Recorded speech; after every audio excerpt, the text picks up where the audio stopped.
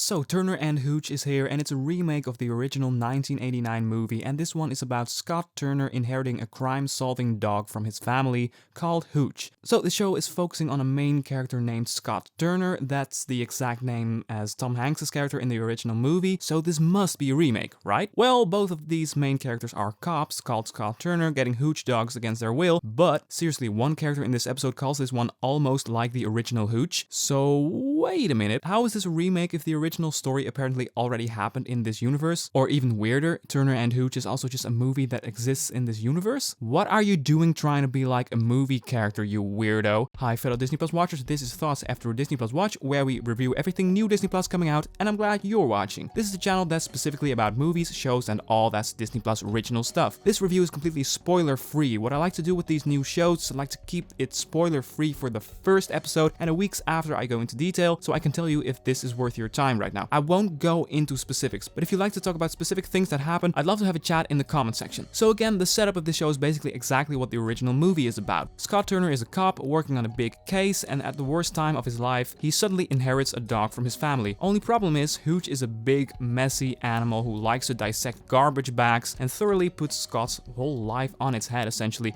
and Scott is challenged to the core and has to find a way to get a grip of this dog. I'm going to go out on a limb and say I'm really struggling to decide which I like more, the original movie or this episode. And no, don't say these aren't comparable because I've just seen this one episode, because if you've seen it, you know what I mean when I say this episode does a lot and it's essentially a full arc. I really like the story of the original movie where Tom Hanks' Scott Turner has to make sacrifices and adjustments in his life into having this dog and slowly growing to love him. But in this episode, all that charm and perks of having a dog, Scott's insecurities, all of those important dynamics of the original film are present here, but in a way shorter time frame, in under 45 minutes. I can safely say that this episode on its own is a whole arc and could serve as a one-time Turner and Hooch reimagining special. There's a little setup at the end that hints at a much bigger overarching story for these upcoming 11 episodes that does interest me, but leaves me a bit confused. We have spent 45 minutes of television going through a whole character arc comparable to the one from the original movie, so I do feel like we've gotten most of what made the original movie tick in terms of character work and such. The main character's at a completely different place at the end of the episode than he is at the beginning, but that makes this episode all the more great and not one scene is wasted. I loved what Hooch stands for. He's not only a dog that gets dumped because his family doesn't want him anymore, he really means something for Scott, as the relationship with his father is kind of progressed through this bonding,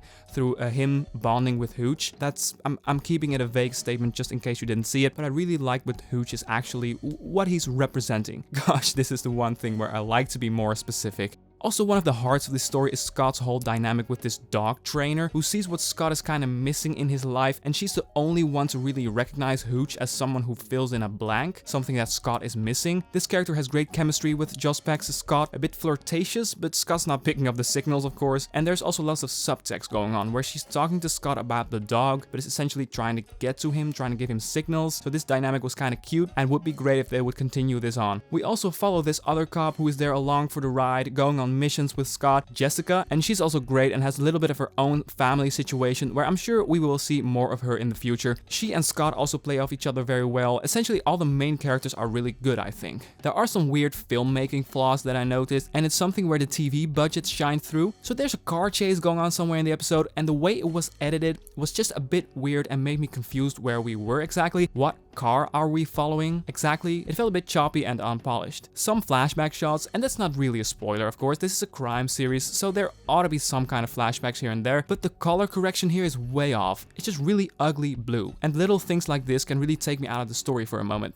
Not a biggie, just something that drags this episode down just a bit. Honestly, this episode was an arc on its own. It delves into what Hooch means for Scott, it develops a really interesting relationship between him and a dog trainer, all the actors are doing a good job. This episode did more than I expected, as this is going to be a 12 episode series, and I feel like we got most of the arc. Yes, there is something left for the next 11 weeks to go on, but I was surprised how much story progression we got this week. I would really recommend this, even as a one-time TV special. It's great. It is a bit weird though that Hooch is referenced as not the original Hooch.